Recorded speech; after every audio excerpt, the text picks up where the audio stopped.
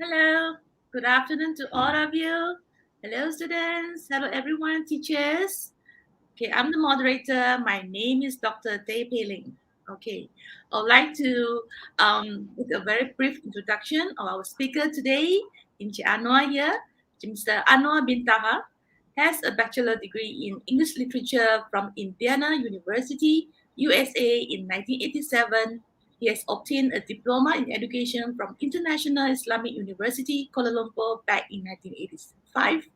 And in 1986, Encik Annuar has obtained a Master of Education from University of Houston, Texas, USA, and also a Certificate of Trainer Training from the University of Manchester, UK in 1997.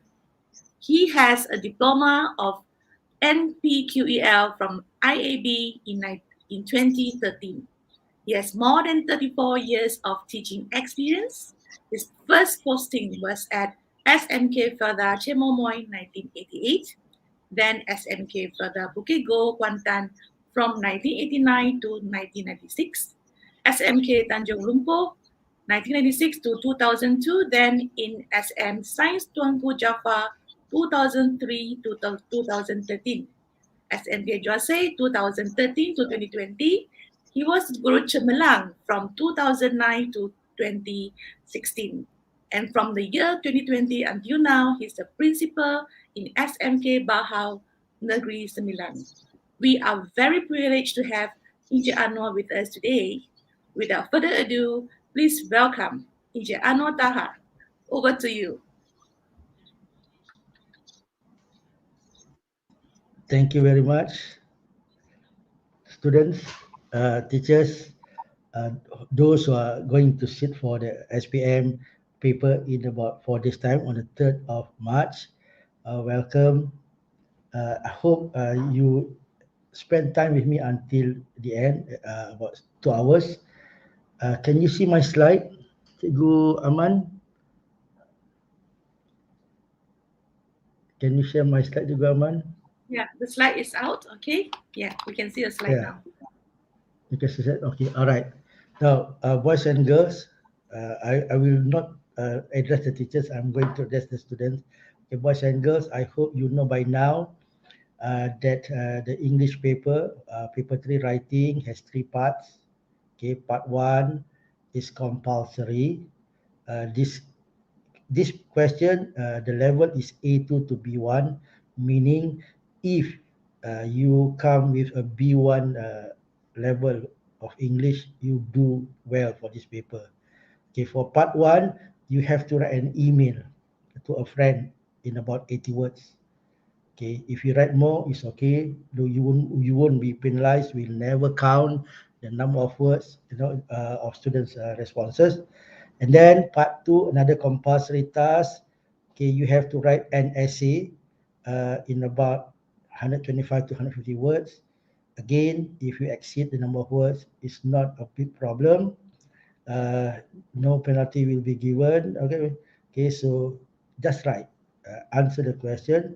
And then for part 3, you have a choice of 3 genre to choose from in a year, even though there are 4 different task types.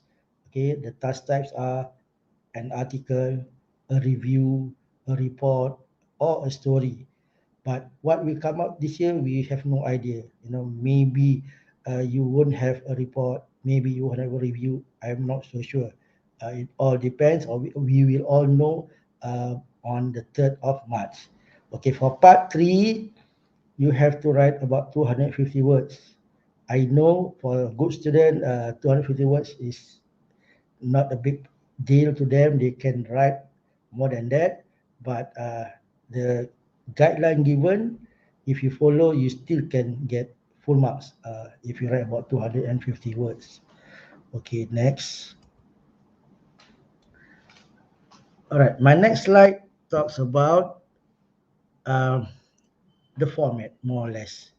Okay, it says here the task type is an informal message. It will be informal throughout. What does it mean? It means the tone of your writing should be informal. Okay, task format, again, a reminder, you are going to write an email to a friend. Okay, when it comes to the relevance to the curriculum, what I can say about this is whatever you have learned in Form 1, Form 2, Form 3 can be used for this paper. That's why if you look at this slide, you see there are two 4.1.2. The first one is when you learn at PMR level, PT3 level for Form 2 and Form 3. The 4.1, another 4.2, where you explain simple processes is at Form 4 and Form 5 level. But the reason I show you this is in part one, there's no mention of paragraphing. There's no mention of paragraphing. That means you are just supposed to write your answer in one paragraph. But if you use more than one paragraph, it's not wrong. But why must you write more? Because when you write more, most likely you will use more time. So one of the things that you must do as SPM candidate is to manage your time. There are three questions. You must really know how to divide the 90 minutes given to you for the three papers. And for the three questions. So be very careful with time management. For part one, I suggest between 10 to 15 minutes. Good students can do this in 10 minutes. If you are slightly average, I think you can still do this part in about 15 minutes. Okay, next. Now, the next slide is regarding the marking aspect of the paper of part one.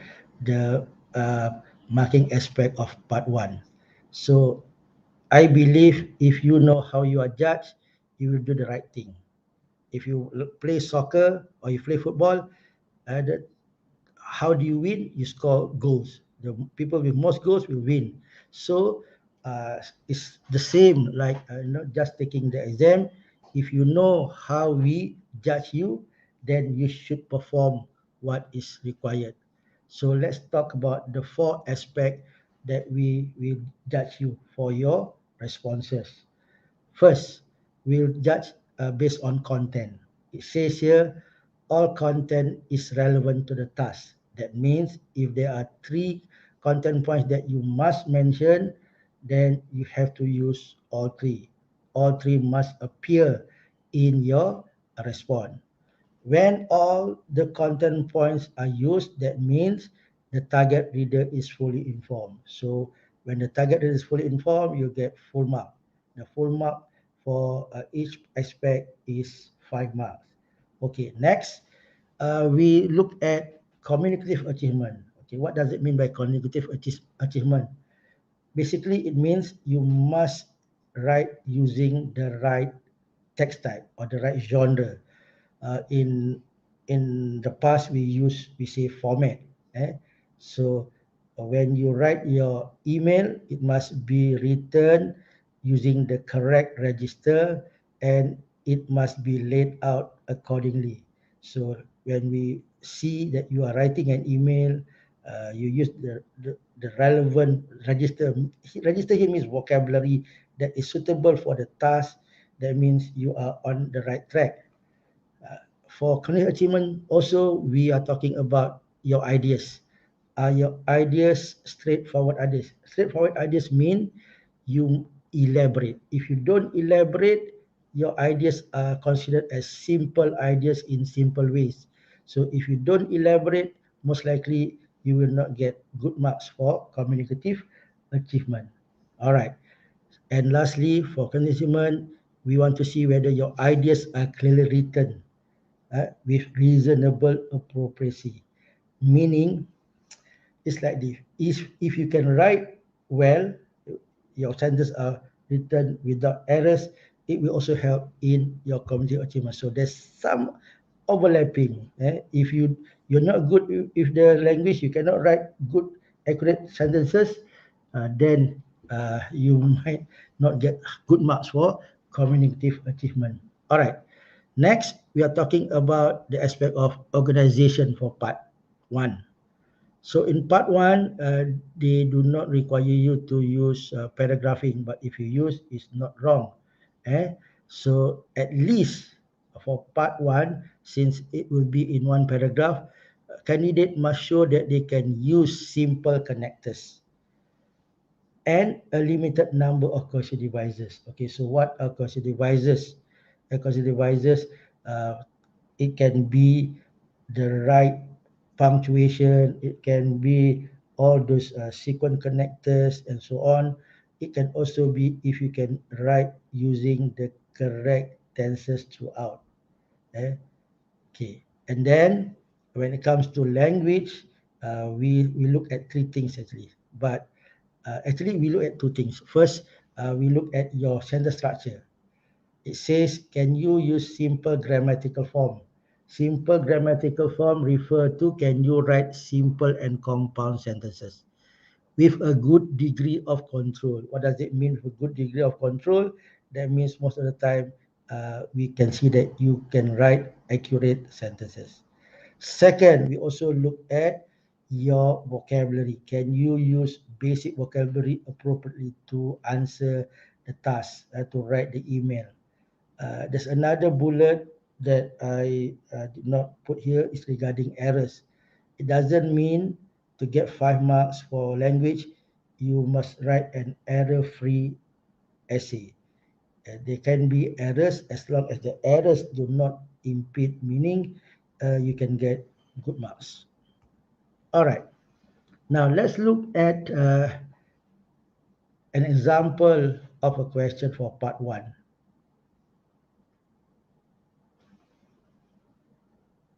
Okay. Can the audience please not ask question not related to part two or part three? So we get to part two and part three later on. Eh? All right. So for part one, your question, the item has three parts. The top part, when you read, you receive an email from your friend Amy who has just moved to your hometown. This is basically the background information. From there, you know what is the format email, who's your audience, Amy, basically. And then the middle part is the email. From this you get the content marks and the content points, and the content points normally comes in the form of question. So for example, if you read this, hi, the school holiday is finally here, let's go for a picnic with our friends, where shall we go, what can we do there, what should we bring? So those three questions are actually your content point, and you must answer that, and it must appear in your email. Okay, I'll be waiting for your reply. So when you look at this example of an email, you see we use a contraction like let's, I'll, and then we say hi, bye. So this some indicator that this email is what you call that uh, informal. And then the last part is the instruction. This is the instruction.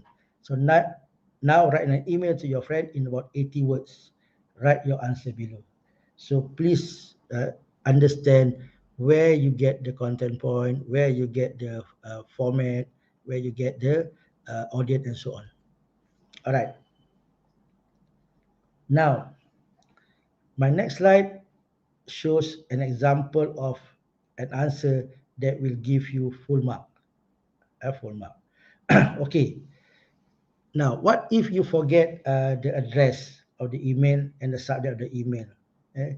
Don't worry too much, because in real life, when you respond to an email, the address of the sender is already there. So, but if you forget the subject, it's not a big mistake, because sometimes you don't even want to uh, give a new what you call that subject matter to the email. It's automatic. In real life, it's automatic. All right. Now, now let's look at the answer again in detail. Why the response is given full mark. Okay. First, you see that this is an email, correct? You see the what you call that address, the subject, and then you see the audience, hi Amy, and so on. Okay. Why do we give this candidate full mark for content? because this candidate answer the question, where sh- where should we have the picnic? It will be in Central Park. What should we bring? What can we do there? We can also play ball there. What should we bring? Don't forget to bring an extra mat. Okay, but this candidate give us more C3, the third content point for his response. It's not wrong. It's okay. So for this candidate, it's full mark for the content. CA, the communicative achievement, we know this is the correct genre. It is an email using the correct tone, using the correct register. It's answering all the question. It does the job of responding to the email, and then this candidate not only write the content point, but he elaborated or she elaborated. So that means her ideas are considered better than just simple what you call that, simple ideas. This is more than that, straightforward ideas. So this candidate also ideas are very clear, so he or she is awarded 5 marks for communicative achievement. When it comes to organization, what do we need? We need to see whether the candidate can use simple connectors. We see the word as, and another S, and then all right. So those are all what we call simple connectors, and also what you call question divisors. And this candidate can also write uh, complete sentences using the right punctuation, the right tenses. So he or she deserve full mark for organization. All right. There's a question on YouTube asking, is it just one paragraph? The answer is yes. One paragraph is sufficient. Eh? Okay. And then the last part of the mark scheme is regarding language. We see this candidate, uh, he's able to use simple, compound, and even complex sentences. That means this candidate is above level. She has done more than what is required. And then when we look at the vocabulary, all the vocabulary or the word choice is relevant to the task. So this candidate, and she only made one mistake actually. The error is the word mat, M-A-T, not M-A-T-T. So I did not correct the error because I want to show you, even though there's an error or what you call sometimes a slip, it won't be penalized heavily. So we are not expecting you to come up with 100% accurate essays before we award you 20 marks, 5 marks for language. Okay. So, how do you go about answering this question? Remember this formula. This formula, GR123C, was introduced by a good friend of mine, Dr. Zuraini of Kota Baru. We normally share our ideas. Okay, I like, so basically, G means greet. You greet your audience. So some people say you need an opening formula. And then R, respond to the email. Or basically, it's about introductory sentence or sentences to your email. And then C will be content one, but don't forget content one, you must elaborate. And then two, content two, don't forget to elaborate. Content three, don't forget to elaborate. And the C at the end is your conclusion, or you conclude your email, or what we call the concluding formula, or the closing formula. All right, so remember GR123C. Now let's try one question and see whether you can do this or not. Okay, remember when you read, the top part is what we call the background information. You receive an email from your friend Atia asking for your opinion. Hi Nisa, so that's the email where you get the content points. You know my daughter Myra is taking SPM this year. I'm thinking of buying her a mathematics reference book. Which book should I buy? Where can I get the book and how much does it cost? So there are three questions. That means there are three content points that you must use and they must appear in your response. Bye for now. Eh? Now, the instruction, write an email to your friend in about 80 words. Write your answer below. Okay, now the steps in writing an essay for part 1 or even part 2, part 3. Basically, they are the same. Uh, I use the acronym ROWE, ROWE, ROWE. So first, you must read the question and really understand the question. Second, you organize or you outline your response. Okay. Third, you write your essay based on what the mark scheme requires so that you get all full marks for all the aspect. And lastly, you edit your essay. Now, so how do you read the question? And how do you read the question? When you read the question, please remember the facts. FACTS, facts. I've done this since 1997, this acronym facts, and it still works until today. So F is format. Now we don't use the word format, we say genre. It's the same thing. And then A is the audience. For part 1, the addressee, who is going to read your email. C, the content points or the main ideas that you must include in your email. T, the task. Task, in other words, is the purpose of writing the email. So when you respond to the email, you are performing the task. Most likely, that means you understand what is required. You will get good marks for your CA. And don't forget the tense to be used. So look at the question in the email. If the questions are in present tense, so you must write in present tense. If the questions are in past tense, then your sentences must be in past tense. And as, don't forget, as the subject matter. So the subject matter, in other words, is the context of your email. Okay, so please, when you read the question, remember the facts. All right. So when we answer the facts, we see that format all the time it will be email. All the time it will be email.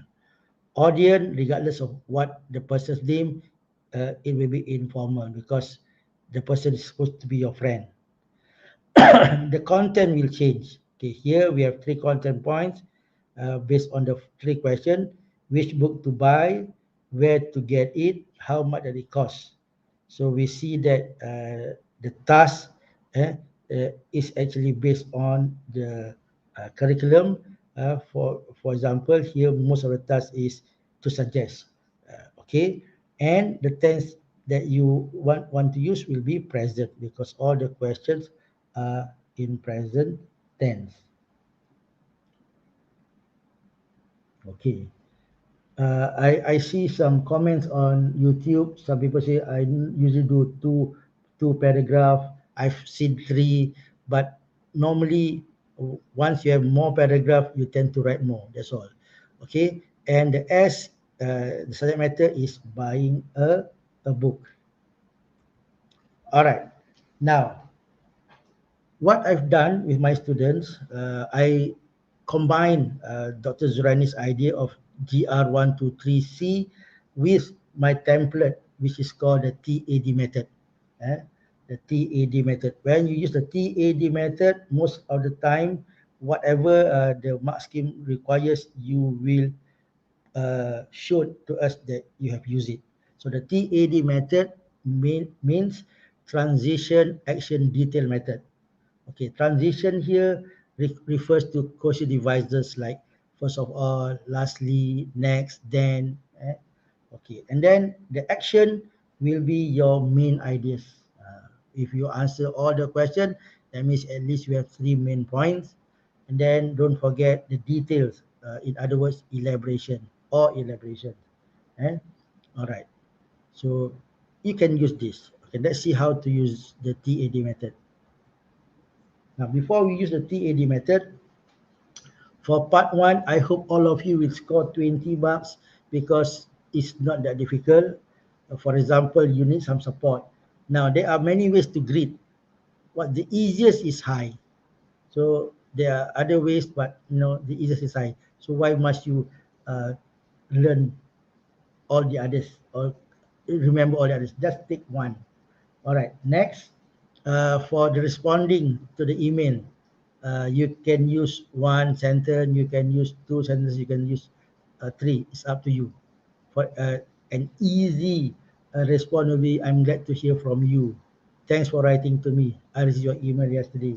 So this is something you can memorize, because it's it's there most of the time. So you probably all of you get at least one sentence correct.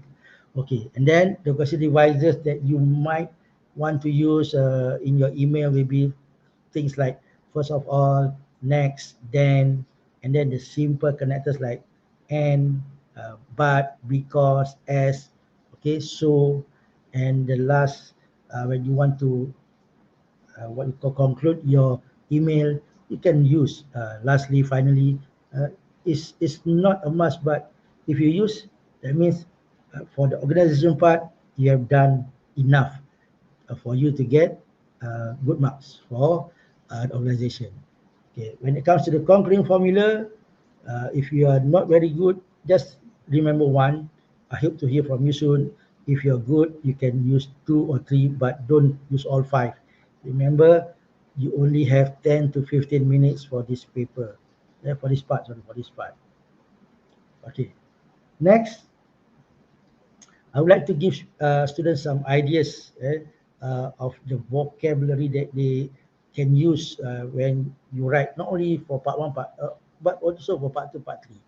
So this table is called the ANVA list, ANVA list. Why AN?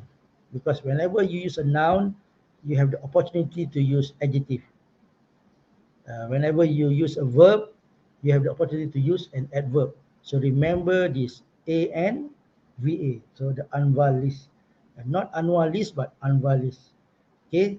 Uh, if you are good, you can use high level words. So for CFR, the lowest level is A1, A, yes, A1, then A2, B1, then B2, C1, C2. So right now for this part, they only want you to use about A2, B1 words, but if you can use B2, C1, C2 words, go ahead.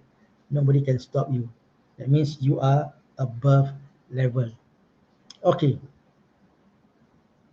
now how do you use the TAD method? So if you look at this slide, you will see the TAD method in action.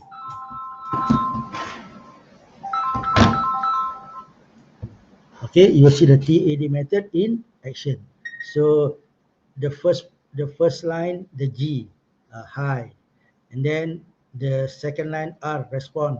So you can use transition word like first of all, okay, action, thanks for writing to me, elaboration or detail, I'll be glad to help you because your friend wrote to you asking for help. And then straight away answer the task one, the content one, which is what book to buy. So you say, I think you should buy the book published by such publication. And then detail, in fact, is very popular among students and teachers. And then you straight away go to point number two. I'm sure you can get it at most bookstore. Where to get it? You can get the most bookstore, but I prefer to buy online at Shopee. So if you want to elaborate more, it's up to you because now, I do not want to contract COVID-19 and so on. Okay. And then point number three, how much does it cost? You say, I think the book costs around RM15 ringgit.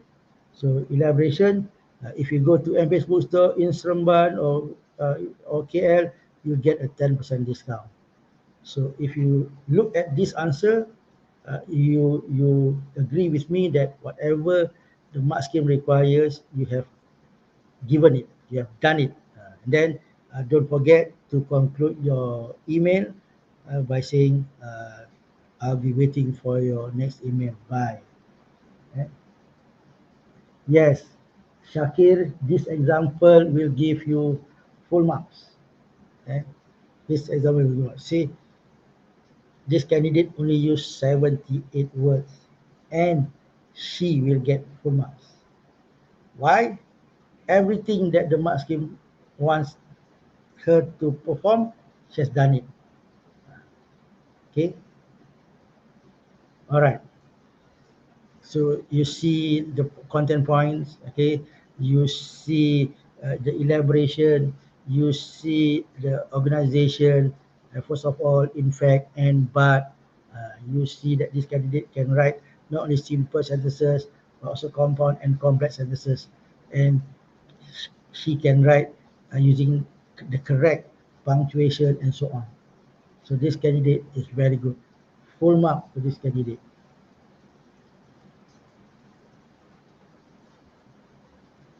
All right. Now, when it comes to editing, nowadays I don't think you have time to edit for spelling, grammar, because there's only one part of the mark scheme. It's only one part of the mark scheme. Eh? So you must check whether uh, oh, there's a question. Do we need to put down our signature at the bottom? In email, normally there's no signature, right? There's no signature. Uh, it's not wrong, but there's no signature. With, in real life, when you write email, there's no signature because it's computer generated. Uh, but it's okay. It's not wrong. All right. So when you edit, you ask questions based on the mark scheme. So you see that I'll ask, did you use all the content point or have you used all the content point? Is the target properly informed and so on. So all the bullets that are used for the editing comes from the mark scheme. So if your answer is yes, yes, yes to all the bullets, that means you have done enough for that particular part. Okay, any question before we continue with part 2? How's time? Okay, we are on track. Half an hour for part 1. Okay, good. Any question?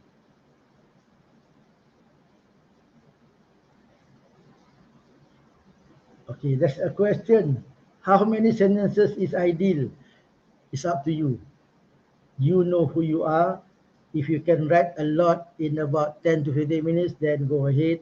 You know, nobody can stop you. But make sure uh, you write them, you know, in an accurate form. You have variety of sentence structure, not only simple. You have compound sentences, eh, at least for part 1. Alright, and then all the other parts. Okay, no question. Then let's continue with part 2. Young LF asks, what if I write too much, more than 80 words? Okay, we never penalize students for writing more. Okay, when you write more, but within the time limit, you are safe.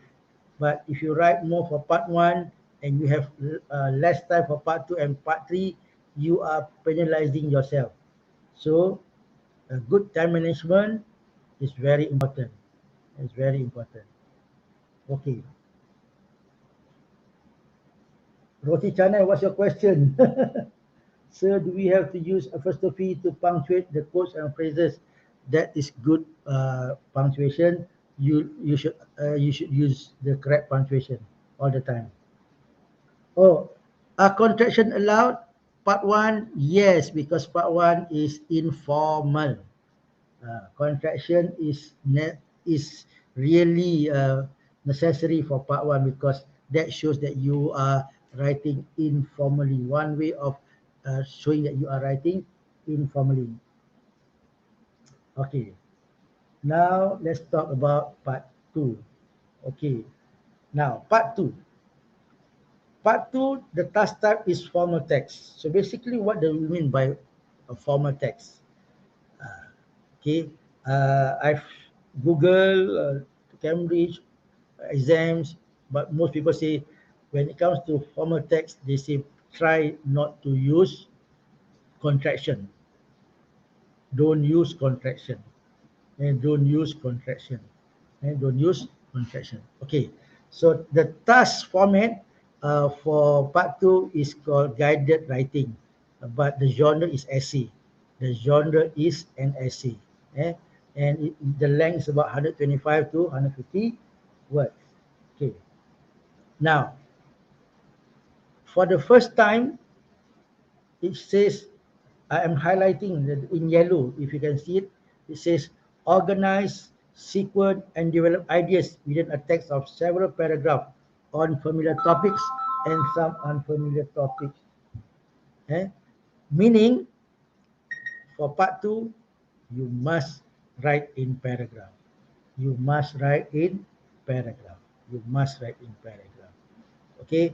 The other part of the slide shows what can be tested.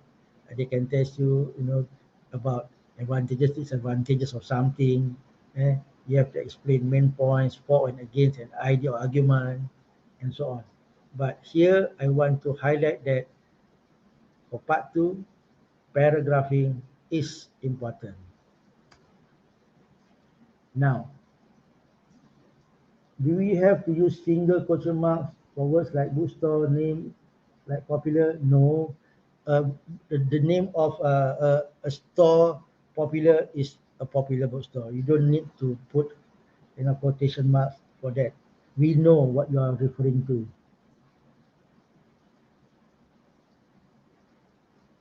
Okay. Before I answer your question on YouTube, is it true that part 2 doesn't need composition paragraph? You listen to my presentation first. Okay. Now, part 2, marking aspect. Content is the same. Part 1, part 2, part 3 will be the same. All content is relevant to the task, target, readers fully informed. Okay. For communicative achievement, it is slightly, there's some slight difference from part 1 and part 2.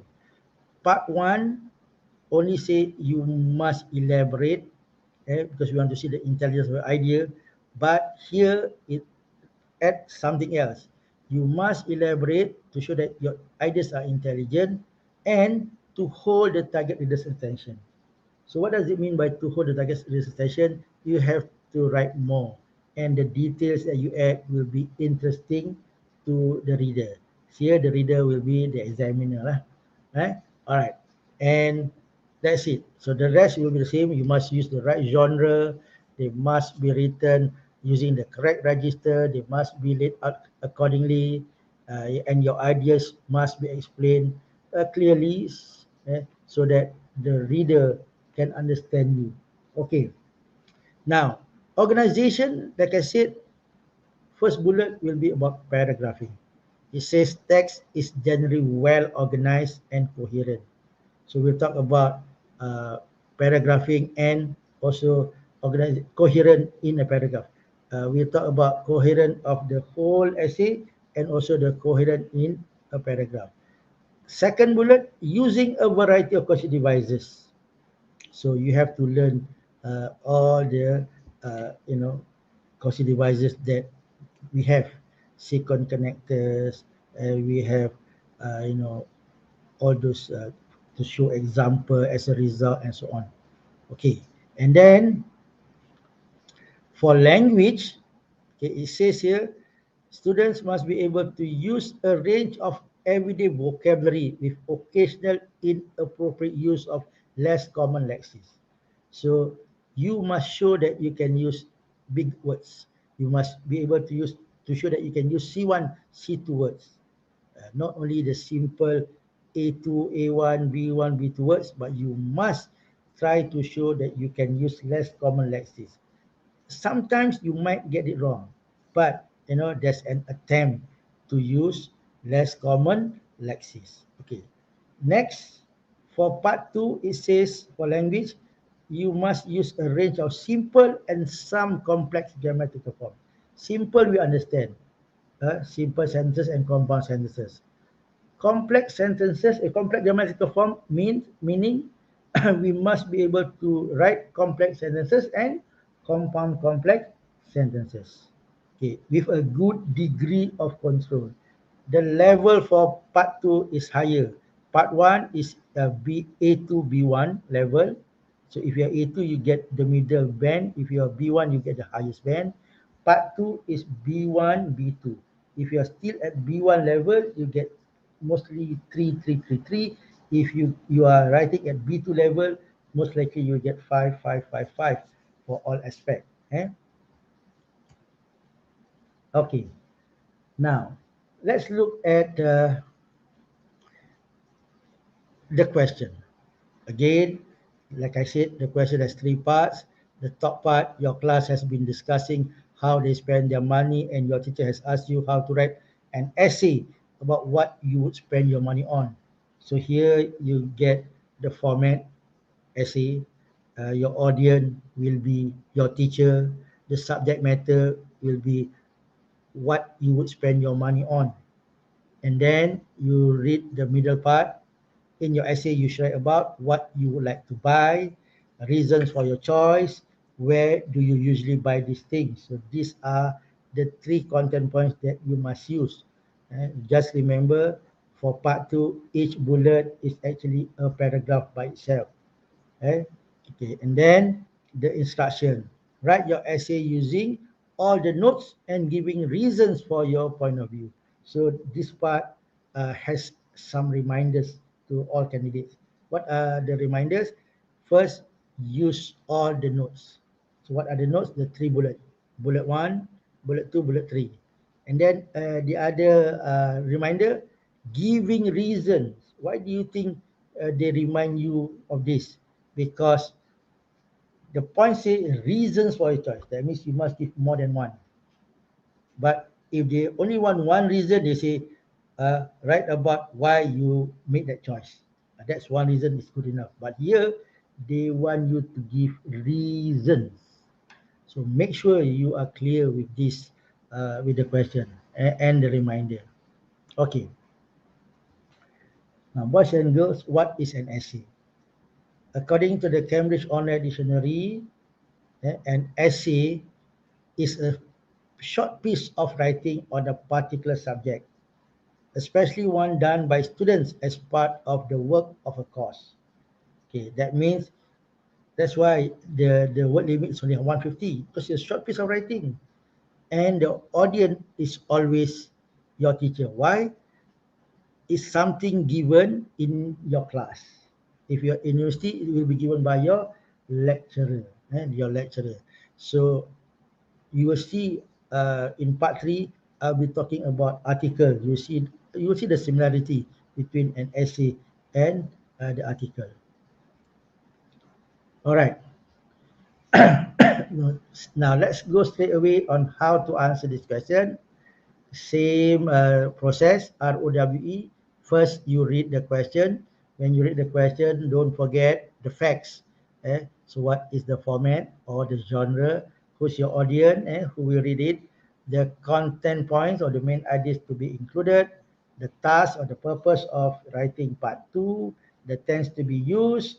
And don't forget the subject matter or the context.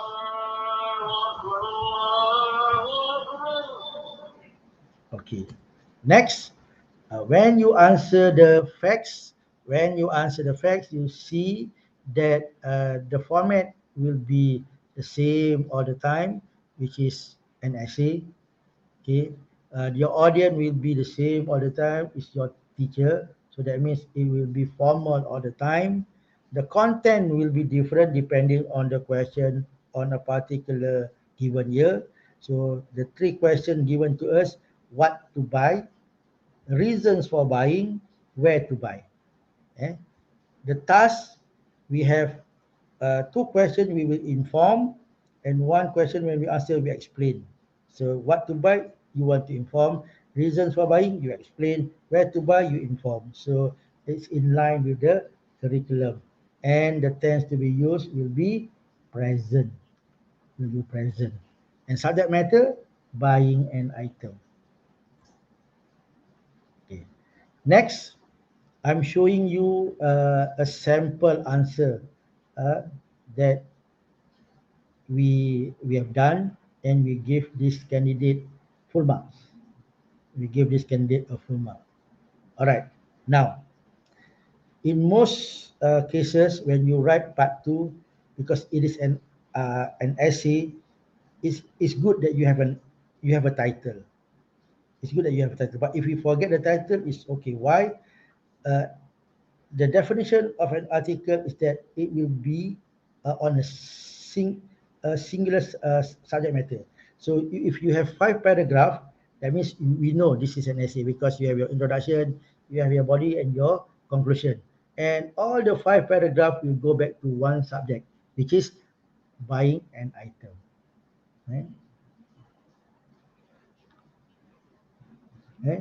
Okay, so if you forget the topic, the title of the essay, don't worry too much. Don't worry too much because when I look at this response, I know that you have done an essay. Why? First, I see 5 paragraphs. Every paragraph talks about one idea. Then I see the introduction, the body, and the conclusion. And everything goes back to the one idea, which is buying an item. Okay. Now, let's look at why do we give this candidate 5 marks for content. Okay. He answered what to buy. I would like to buy a guitar. The reasons for buying. I want to buy a guitar because I love music. Second reason, it would be amazing if I get to play more than one instrument. Where to buy? I usually buy my instrument at this music shop called Yamaha. So this candidate should get full mark for the content because he answered all the question and the target reader is fully informed. Okay. Now, what about CA, Communicative Achievement? Why should we give him 5 marks? First, we see this is an essay. Like I said earlier, you see all the 5 paragraph introduction, body, and conclusion. That means the genre is correct. What about the register?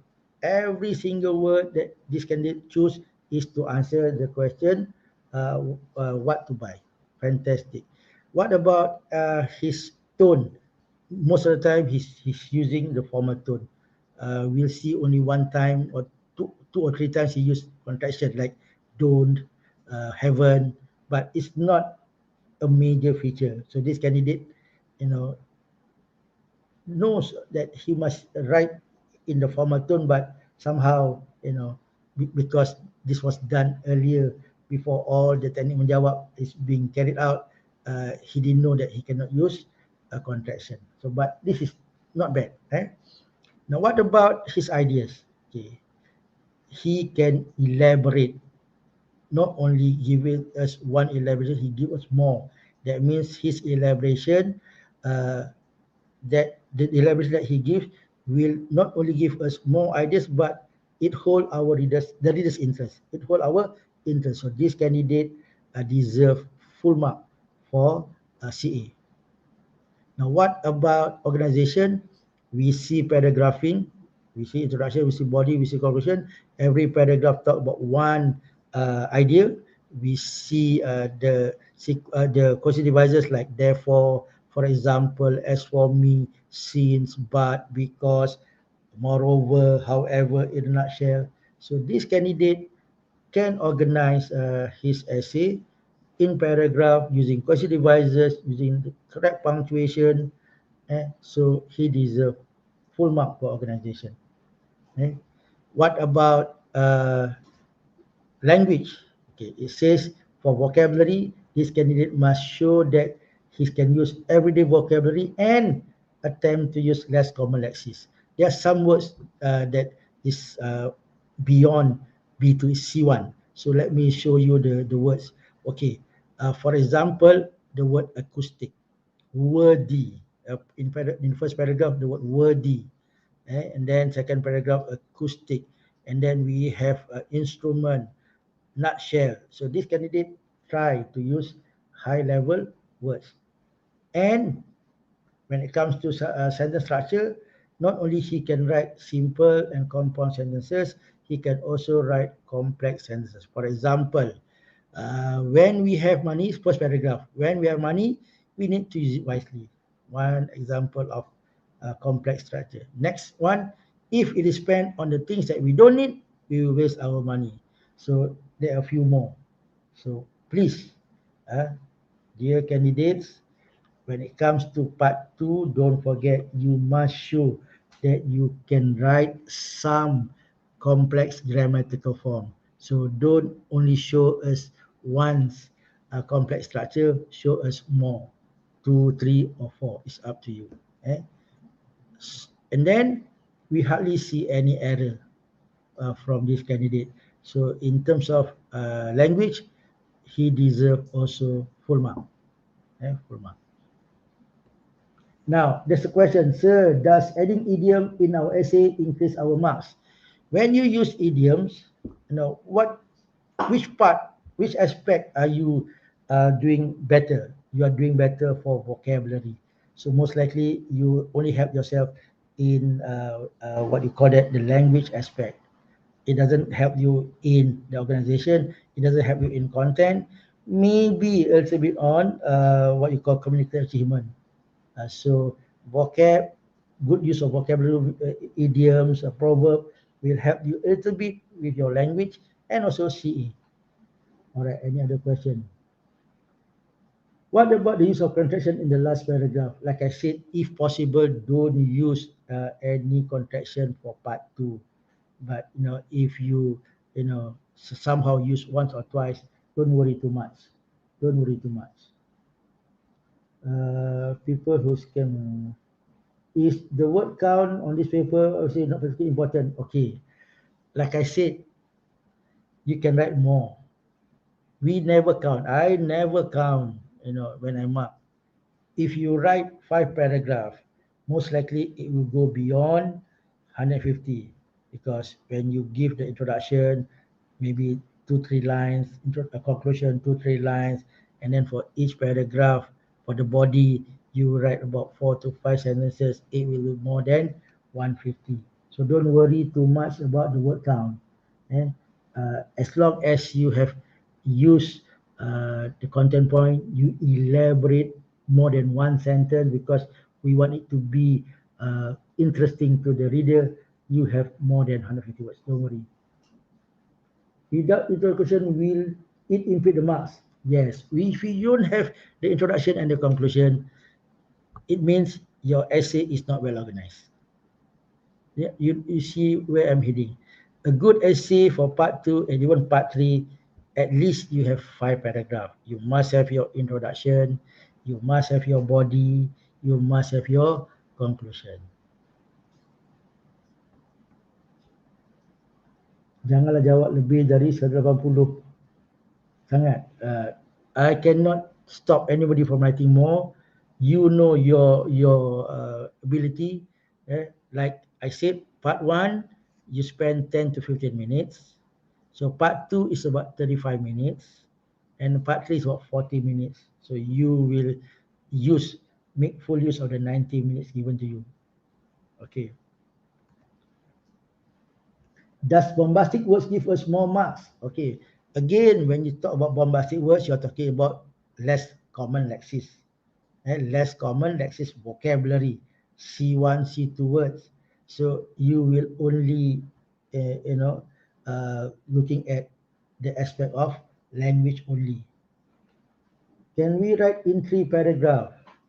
If you write in 3 paragraphs, most likely you have not elaborated enough. So when you do not elaborate enough, that means in terms of organization, you'll be lacking, because if possible, each point that is given is 1 paragraph. Okay, I will explain to you what a good paragraph means in a while. All right. How many proverbs do we need to use in an essay? It's up to you. If you are good at it, don't overdo it, because it just sometimes I have seen students overdoing it. It makes it worse. It make it worse. If we put idiom, does it count as one word? No. Word count is different. Don't worry about word count. Why are you worried about word count? This is not summary. Sir, I always have many ideas. Is it okay to go more than 180? Yes, as long as you are within the 35 minute for part 2. You want to write 250, it's up to you. Okay. Can we start the introduction with random words? Okay, there are many ways to start. it's up to you, but make sure your introduction will be attractive and relevant to the essay. Can we write few points in a paragraph? A few points in a paragraph is up to you, but we would like to see that you know how to organize your essay. So, like I said, I'm suggesting that you write at least 5 paragraphs. Okay. Now, part two, based on that question just now. So, where's the question? Yeah, I show you another question. Okay, sorry. I go back to the question. We try to do part two here. It says your class has been discussing the places to go for a family trip, and your teacher has asked you to write an essay about the holiday destination that you would like to go with your family. Okay, so from that, the background information, you know the format is an essay, your audience is always your teacher, and the subject matter is about going for a holiday with your family. Okay, in your essay, you share about where you like to go, reasons for choosing that destination, how long you would like to stay there. So those are the 3 content points. Like I said, please, students, please listen. Don't write, in the chat box. Listen to me first. Each bullet should be a paragraph. eh. Each bullet should be a paragraph. And then the last part, like I said, will be the instruction and also the reminder to you. So here, the reminder is write your essay using all the notes. That means there are 3 notes. You must use all 3. Giving reasons. So why? The second bullet talk about reasons. So they remind you, don't forget to give more than one reason. For part 2 and part 3, can I see 5 paragraphs? Yes, because every essay will have introduction, and then the body. See this, you have 3 content points. They are paragraph 2, paragraph 3, paragraph 4, and then you have your conclusion, paragraph 5. eh? Okay, so roti canai say 5 paragraph introduction, 3 bullets or 3 content point, and conclusion. Yes. All right. So, like always, the steps of writing an essay will be ROWE, read the question, understand the question, okay, using the facts. So when you use facts, you will see that the format is always an essay. The audience will always be your teacher. The content, this is where you must be very careful. The 3 bullets, where to go, reasons for choosing the destination, how long to stay. The task basically is to share information, and the tense to be used will be present. Okay, and the subject matter for this question is uh, going for a holiday or the holiday destination that you are going with your family. Okay,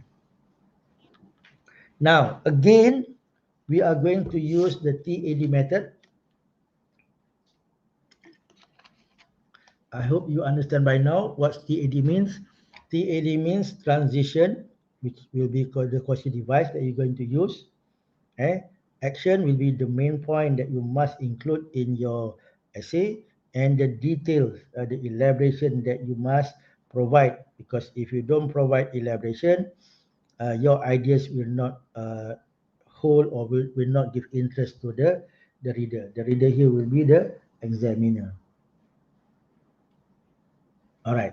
Now, so you see the steps. We have opening paragraph. We have task 1, the second paragraph plus elaboration. Task 2, the third paragraph. Task 3, the fourth paragraph, and your concluding paragraph. Okay. So, based on the question, your opening paragraph will come from that background information. So based on the background information, you write your opening paragraph. Okay, and then your second paragraph will be based on the point or the bullet point where you like to go. Your third paragraph will be based on the point, reasons for choosing the destination. The fourth paragraph will be based on the bullet, how long you like to stay there, and then your conclusion is where you come up with your with your last ideas. Normally in the conclusion, we talk about our hope, our wish, and our dream. Okay, there's one comment. Sometimes candidates misunderstand the question and write about a trip that they have had. What's the highest mark that they would get?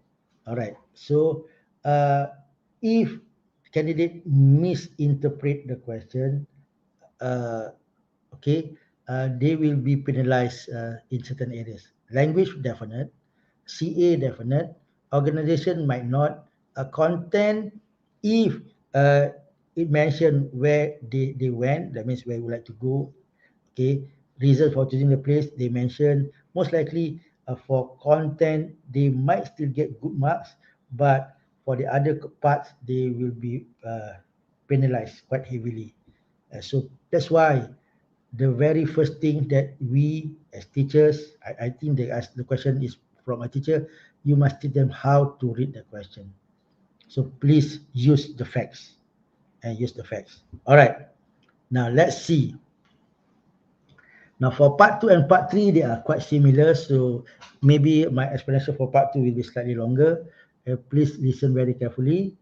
Uh, I'm worried because I see so much comment writing on YouTube chat. I hope students you listen to me first before you ask question. Don't respond to other people's comment. Listen to me. Okay, now first, you must learn how to write your introduction. Okay, there are two basic ways to write your introduction. One, you write your original, eh, interesting opening paragraph. Basically, it will be about 2 to 3 sentences, but you can write more than that. It's not wrong. And hopefully, your introduction will hook the reader. What does it mean by hooking the reader? You can attract the reader. You can attract your reader. So that means your reader will be interested to read more. Okay. For weak students, I normally suggest using the modeling method because the modeling method normally you stick to the rubric, you just change or add some relevant information. But it's not good for good student, but for weak student, at least it gives them some motivation. It makes them relax. They can write at least one paragraph to answer the question. Right? Okay. Now look at this example of introduction. The introduction. This introduction started with a general statement. Going for a holiday is one of my favorite activities. You can start in any way. You can give statistics. You can start with one of your experience. It doesn't matter. You can start with an idiom. It's up to you. You can start with a question, but this is the most simple way of starting an opening paragraph. Normally, you start with a general statement. But here, going for a holiday is one of my favorite activities. In fact, Malaysia has a lot of interesting and fascinating places to visit. So, where would be the best holiday destination for me and my family? So, what do you notice? Uh, uh, you notice that there's no what you call that example given in the introduction. Uh, by right, it should be very general, just to help us lead to our second paragraph. Okay? I just want to encourage the candidates not to be too stressed and always focus on exam. For some who advise, okay, English in that hard, but BME. So, all right. Okay. Now, so you can use 2 sentences. You can use 3 sentences. But I like to use a question in my opening paragraph. Why? When I pose a question in the opening paragraph, what I'm doing is I want my reader to start thinking about my question as I present my second, third, fourth paragraph. Young asks, is this introduction a good one, sir? It's okay. Not the best, but it does the job. But when you add a question as part of your opening paragraph, it's very interesting as because it will attract the reader to read more, and you're asking your reader to start thinking about this with you. Okay, must have question mark included? No, I use a question for the third sentence. That's why there's a question mark. If you do not have a question, there's no question mark. Eh? Okay. All right. Next. Here is another example of how to write introduction, which is called the modeling method. So for those who are still struggling, you can use the background information given to you as part of your introduction. But if you can write on your own, don't use this method. So this method, you only change the pronoun, you add a little bit of info. Your class become our class, which is your class. Okay, your teacher, you can say our teacher, and so on. But this is not the best. So that's why for good students, I normally skip this. But for weak students, if you want to be happy a little bit and relax, use this so that you know you have started your essay. Because in real life, to start writing is the most difficult step for anybody. Okay, now here I'm going to teach you or stress on what is a good paragraph. Okay, we have already seen that you have already planned using the TAD method. Now, every paragraph should have at least three of these three components. First, what is the first component? Your paragraph should have a topic sentence. Your topic sentence is actually the sentence that you answer the question. Your main idea. The topic sentence is your main idea. I would like to go to this place. Okay. But don't forget the TAD method. You start with the question devices. Or first of all, obviously, definitely, I would like to go to this place. That's your topic sentence. Okay. And then you must give supporting details. Two or three sentences, four sentences, up to you, because you want to make it interesting to your reader. So there are certain question you want to answer or certain aspect you want to include in your paragraph. Okay, and a good paragraph also will have the ending, the end sentence for the paragraph. So that's why sometimes you see people use in short, in brief, to sum up. Those phrases indicate that that's the summary of the paragraph. So here you see that I'll say, oh, in short, this place is a place to die for, or I'm sure I'll be happy there. So you have explained, the place of your choice. Maybe you have given, a few detail why the place is so special, and then you end your paragraph. You say, in short, to me, is a place to be there forever, whatever. Okay. All right. And then we look at the next paragraph, the second bullet. Another paragraph. This is for the reasons. Don't forget, when you start a paragraph, you can use question devices, right? So if you use the word next, that means you know how to use a question device that shows you are planning, and your flow of idea will be good, and you are answering part of the aspect on organization. Okay. Again, don't forget, you must have your topic sentence. But for the reason here, you have two topic sentences, because you give reason one and reason two. Reason one, don't forget to elaborate.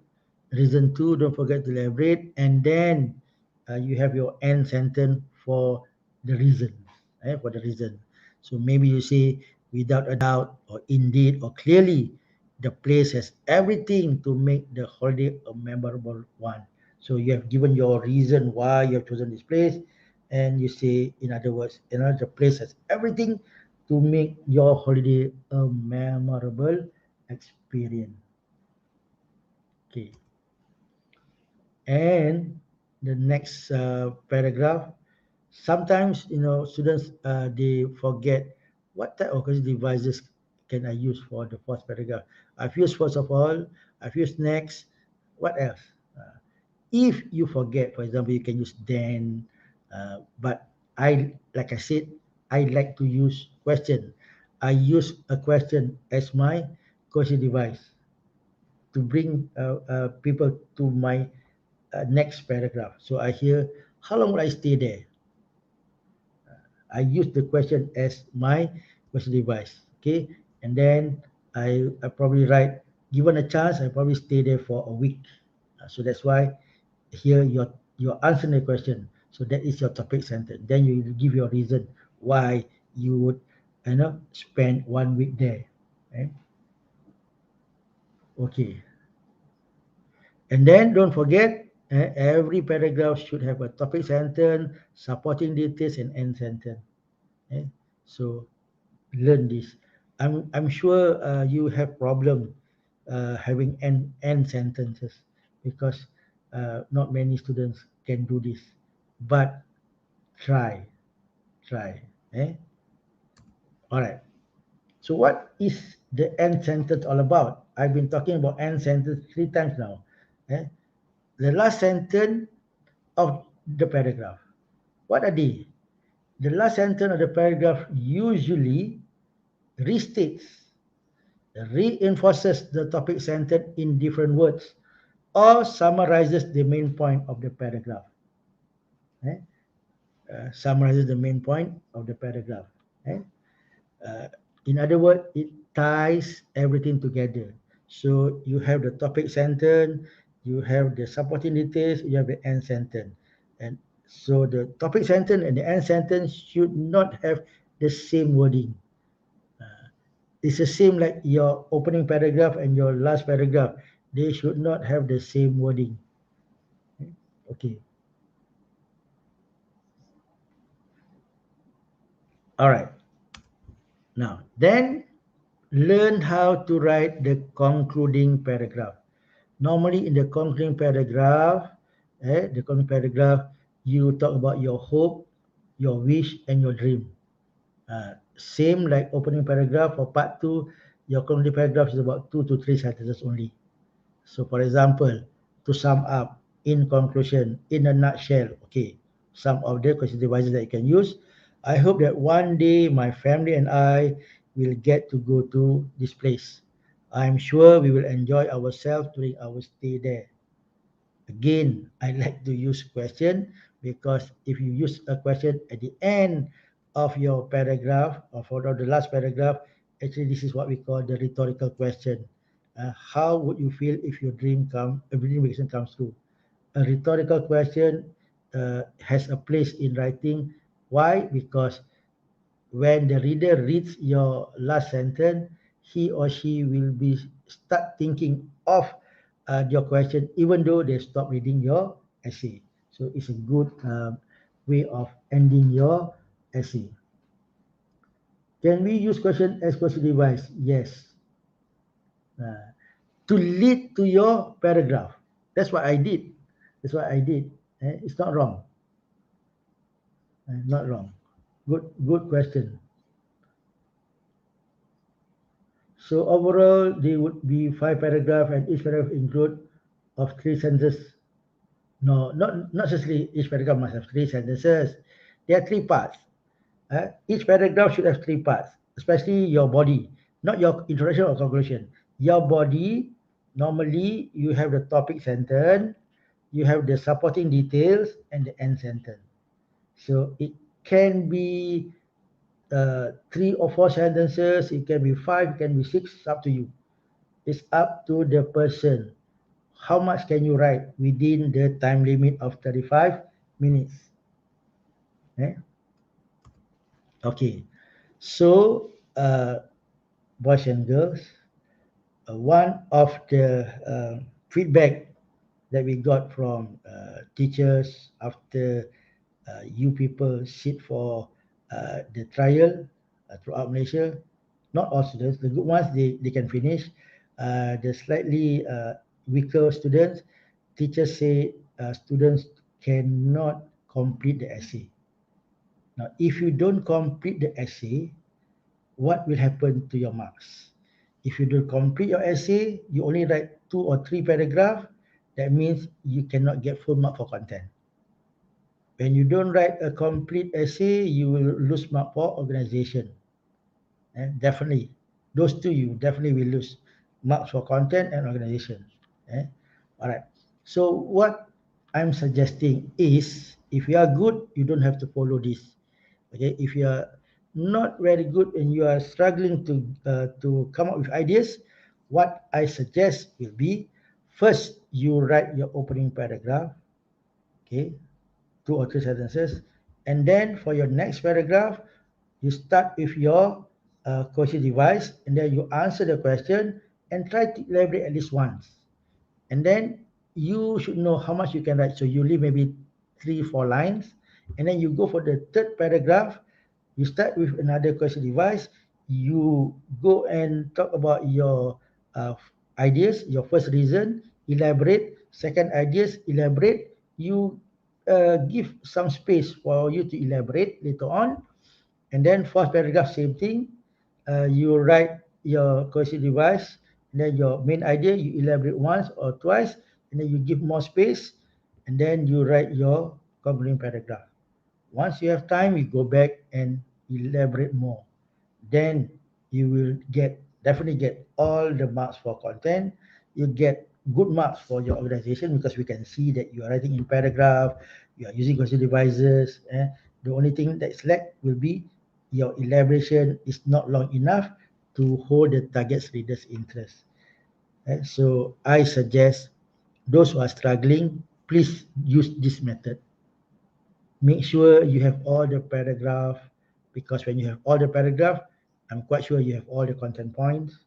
You elaborate, but not very good, but still you have all the content points, and you will get the marks for content. Content should be 5 marks. Uh, Go for content first, and then go for CA. But go for content, you go for O, and then when you write, you get your L. The last part is CA. How much you can elaborate, how interesting can you make your essay using your elaboration. Okay. Uh, I'm looking at your comment on YouTube. It's nothing about my slide. It's talking about your life at home. Okay. All right. So, do you understand so far how to answer part two? Now, question. Do you have any question on part two? Let's see. I'm waiting. Dr. BT Sauhi. Okay, from okay, Sabah. Okay, wish you all the best. And okay, if you have no question, okay, can we exceed what limit? I've answered that already. You can write as much as you want, but within the time limit. How many ideas should we put in an essay? It all based on the question. The question normally has 3 content points. That means you have 3 main ideas, and then all the other sentences will be your elaboration. How much should I elaborate for every single point? Uh, so if you elaborate only once, you will not get good marks for part two, because if you only elaborate once or twice, most likely your elaboration will not be interesting. It will not hold the reader's interest. Okay. How to write good thesis statement? Okay, don't use big words like thesis statement. Okay, thesis statement is not for your level. For your level is the purpose of writing. I don't use thesis statement for SPM candidate.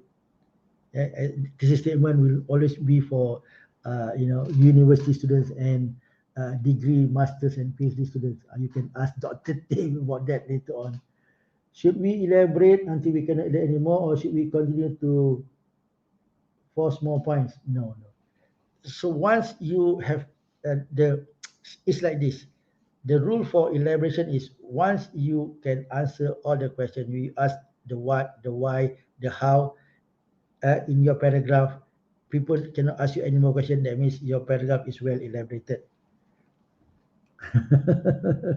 Okay. This is a good explanation. Should we avoid using big words? No, no, no, no. You must use at least a few C1, C2 words. Don't avoid. Part 2, you should not avoid using big words, but not too many. The one that you are familiar with, the one you know you are using it correctly. Now, some suggestion of big words will be if you can have good adjective and good adverb in your writing. You can give me good vocabulary. Don't use the simple adjective like big. But when you use humongous, check the dictionary. What's the level? You see that it's higher level. When you use what you call that phrasal verbs, it will give you a higher level of word. For example, if you uh, s- refer to the online dictionary, the word big, big, is the lowest level. It's A1. But if you use it in an as an idiomatic expression, like in a big way, it becomes C1 or C2. So it all depends on whether you know how to use words uh, as phrasal verbs, as idiomatic expression, or the word itself is of higher level. Bombastic words means less common like this. Boys and girls for CFR. If you talk about bombastic words, you're talking about C1, C2 words. Nowadays we call it less common lexis. Enormous. You check what's the level. Most likely it will not be low level. It might be C1 or C2.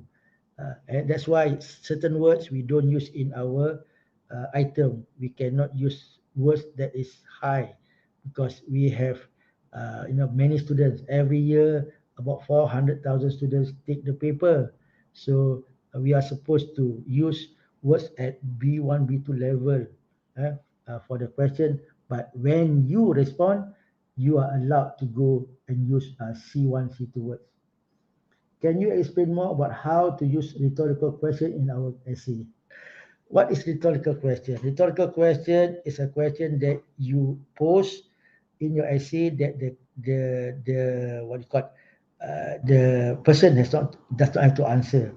Uh, so if you use the question towards the end, nobody can answer. You cannot answer. The person who's reading your essay has to answer on his own. That is rhetorical question. When you use a question at the beginning of your paragraph, of your essay, the first paragraph, you are asking your reader to think about that question. So that will lead to the second paragraph. So that is not rhetorical question. When you use a question at the beginning, you are asking your reader to think about the idea, and normally you will lead to the idea in your second paragraph. Sir, if we are not good in elaborating the content, shall we use short form to describe the content? I don't understand what you mean by short form. Eh? You have to elaborate. So when you elaborate, you answer simple question. Okay, for example, I would like to go to Maldives. So maybe your impression is, so where is Maldives? What is so special about Maldives? Where is Maldives? How do you go? How do you go to Maldives? So if say I would like to go to Maldives, why I have an opportunity to be on board a plane? That means one of the things why you prefer to go to the Maldives is because you want to be on board a plane, and then uh, you also have read a review of Maldives. Based on the review, they say it's a paradise. It's a paradise on earth. It's like a paradise. So that's why you want to go to Maldives. That's your elaboration. Okay, lagi. I think big words are bombastic word. I mean lah. So don't use the term bombastic words. Use the term less common, like cis. All right. Okay.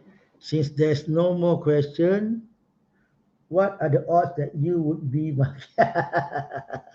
Roti Canai asks, what are the odds that you might be marking my paper? I have no idea. We have many examiners. Anybody can mark your paper. Sir, can we exceed the word limit? Yes, yes, yes, yes. Big word is a phrase that contains C1 and C2 level word or phrase. Boleh. Sir, can I know who will check our paper? Okay, there will be examiners from all over Malaysia. So it's like this. The leader is number one. We call that person the chief examiner. Only one chief examiner. Under the chief examiner, there will be many co-chief. Okay, many co-chief. Under the co-chief, there will be many team leaders, and under the team leaders, there will be many examiners. Normally, every team leaders, 10 examiners. Every co-chief will have 10 team leaders, or more or less like that. Okay. Teacher, should we beat around the bush? Good question. What do you mean by beat around the bush? If you beat around the bush, that means you are not answering the task. If you beat around the bush, it means you have problem explaining your ideas. So that will affect your CA, especially. It will affect your CA, especially. Yeah. You have a trading task. Love this method. Any particular flow for review? Okay, hold on. I've not gone into part 3. Okay, so the last stage of your writing of ROWE, read, organize, write. E is edit. So like I said earlier, when you edit, the question comes from the mark scheme. Eh? So all teachers in Malaysia should know this by now. It's not a secret, it's common knowledge. Eh? We did 2 penataran, once in 2020, once in 2021. So if your teacher doesn't know, something is wrong. Okay. All right. So we must use the question only in a sentence. Not really. Siapa tu? Nurul Jannah. Nurul Jannah. If you use, I repeat about using question in your essay. If you use a question in the opening paragraph, what you are trying to do is you want your reader to keep thinking about your essay with you. Think about this idea. Okay.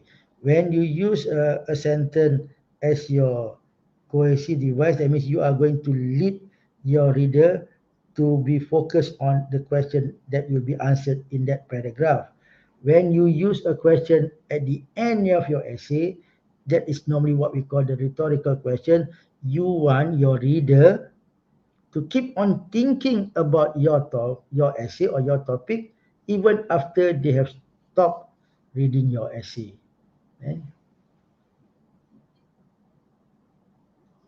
I use Google Translate to write English, so I understand. Okay, Google Translate. Alamak. All right, now we have about half an hour for part 3. Mati aku. All right, now Yes, part 3. Anwar. I Yeah. see there's one question here. Can we use wanna or gonna? Okay, wanna and gonna is not what we call informal English. That is slang. You cannot use wanna and gonna. That is not standard English. It's not informal, it's not formal. That's slang. So please avoid using slang words. Wanna, gonna, ain't, asap. If you use asap as part of like in storytelling, then I think it's relevant because there's a place for all those. But right now for part 2, please don't. Okay, now part 3. If you look at part 3, the the task type is different from essay into extended writing. Basically, they are almost the same. Only the word limit has been extended from 150 to 200 words. The relevance of the curriculum is the same. Eh? The only difference from part 2 and part 3 is the length of your essay. You have to write more. Okay. So if you look at the marking aspect, content same. Communicative achievement, uh, the first two bullet they are the same. The third bullet they add a slight addition to the descriptor.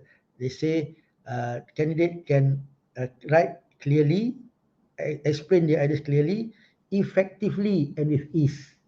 That means candidate at this level is C1 level. So they have good grasp of the language, they have good vocabulary and so on. You know as you read, it's a very good piece of writing. Eh? For organization, almost the same like part two, but they added with generally good effect. How do you get the good effect? Is the your choice of question devices, your choice of using a punctuation. You know, don't only use your simple capital, comma, full stop. Here, part three, if you can use colon, semicolon, dash, go ahead, use it. Use them, sorry, use them. That punctuation can give you good effect, especially when you write stories. Punctuation is very important and they give you effect.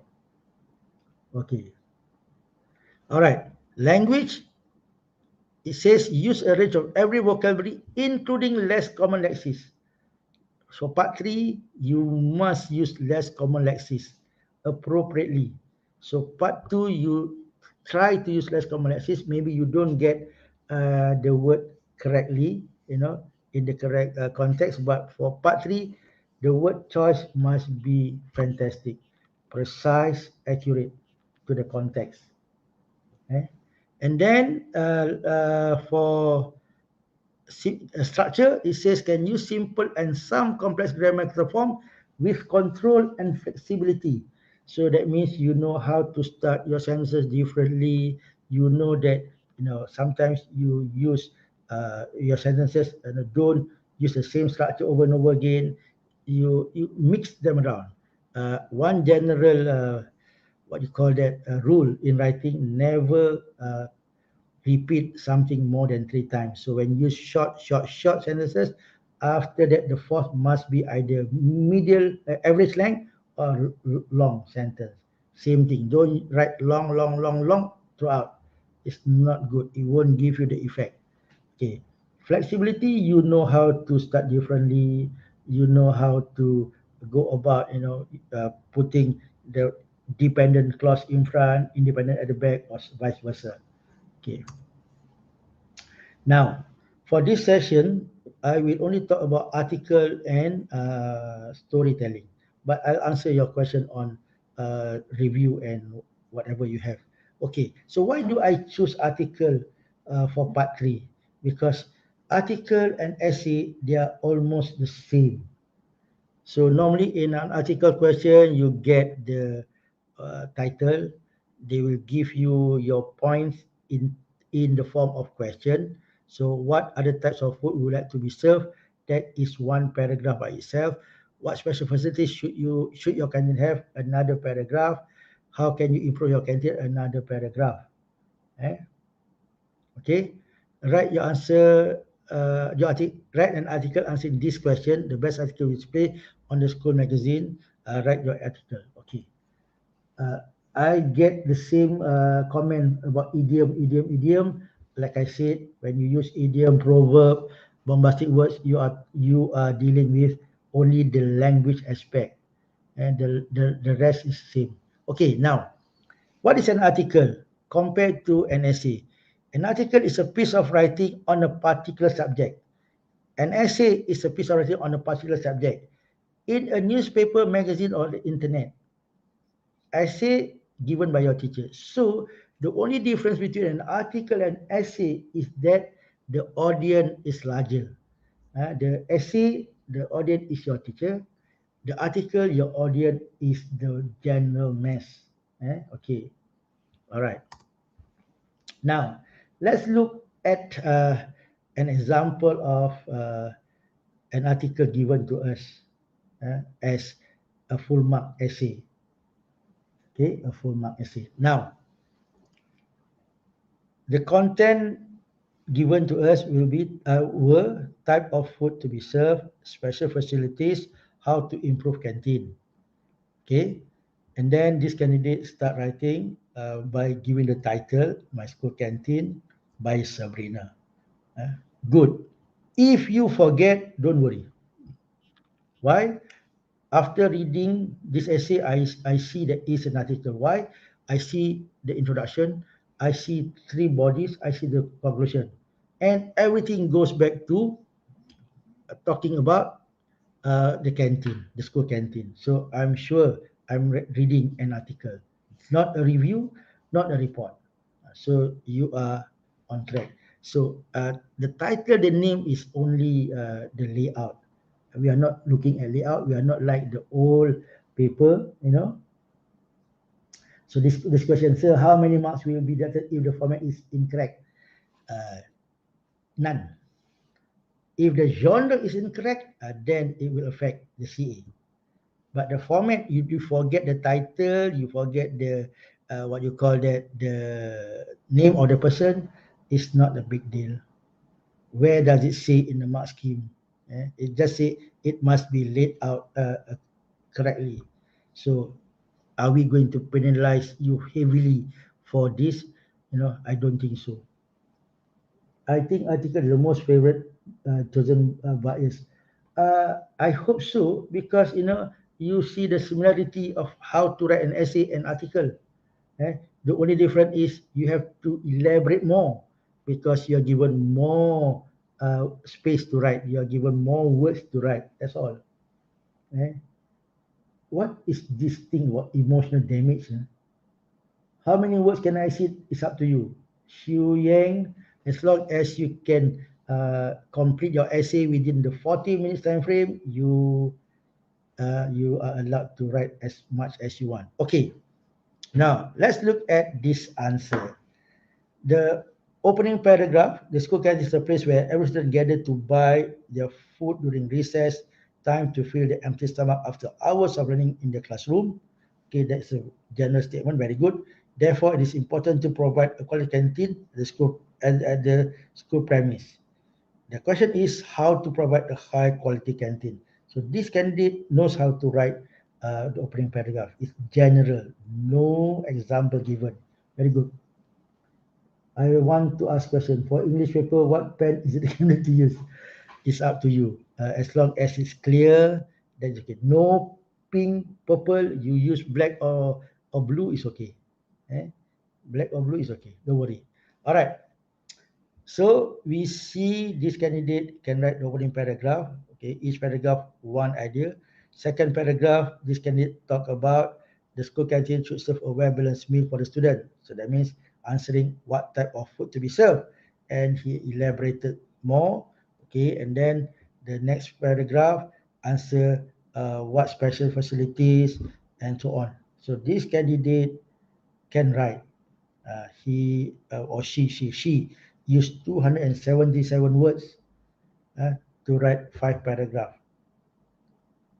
That's why I like students to write article. They will not go beyond 5 paragraphs. If you write what you call that review, good students will tend to write more than 5 paragraphs because it all depends on the review. If you are reviewing a restaurant, so what can you say about the restaurant? You can talk about the menu, you can talk about the ambience, you can talk about the service, you can talk about the quality of food. So maybe more than three aspect of your review, and then you give your recommendation. So most likely, it will be more than 5 paragraph. It might be 6 or 7. So this article will definitely be one of the question asked. I'm not sure. Okay, it says 3 out of 4. 3 out of 4. That's why I normally prepare students for, to me, what are the easiest two questions. They are article and story. We will get to story. We get to story. Okay. So this candidate will get full mark for content because type of food served we know, special varieties we know, how to improve the canteen we know. So what about CA? So when we read this, we know this is an article. We know this candidate knows the genre. It's laid out correctly. You see, 5 paragraph introduction, body, conclusion. We see that he can elaborate and give more, ideas. So the ideas interest will create interest to the reader, and this can also explain the essay clearly. So this candidate deserve 5 marks for CA. When it comes to organization, we see that candidate can write in paragraph, 5 paragraph, can use question devices like after, therefore, firstly, and secondly, for example, and in short, and lastly by doing this, and so, so he's aware that he must use question devices. So every paragraph for the content point he use question devices. So why couldn't we give him full mark for organization? And most of the time when he write, his sentences are well punctuated, the punctuation are put correctly. Okay. And when it comes to language, first we look at the vocabulary. This candidate can use not only everyday vocabulary, but he can also use less common lexis. In the first paragraph, he used the word recess, premise, and we see that in the uh, fourth paragraph, the word usage. Like I said, it only says you must use less common lexis appropriately. Okay? And then when it comes to sentence structure, don't forget you must use not only simple compound sentences, you must show at least you can write 2 complex sentences.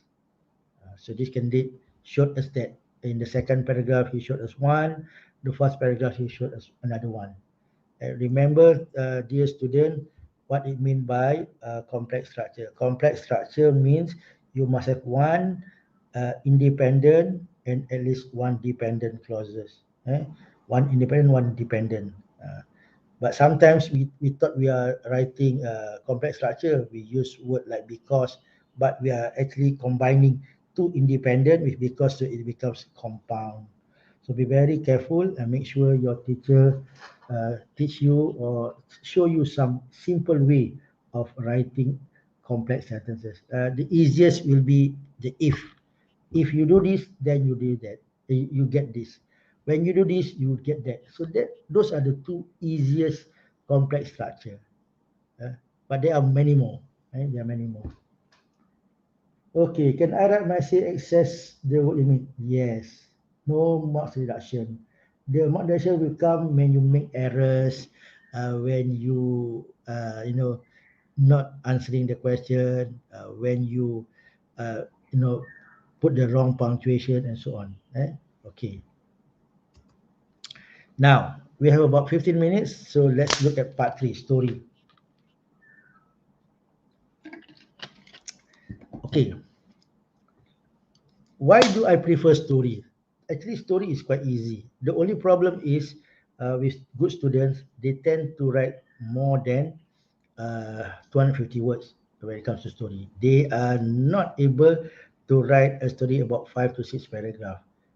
The problem comes when your story happened for 1 month, 1 week, 1 year, 10 years. But if your story happened in 5 minutes, 10 minutes, you can write 5 paragraph essay for a story easily.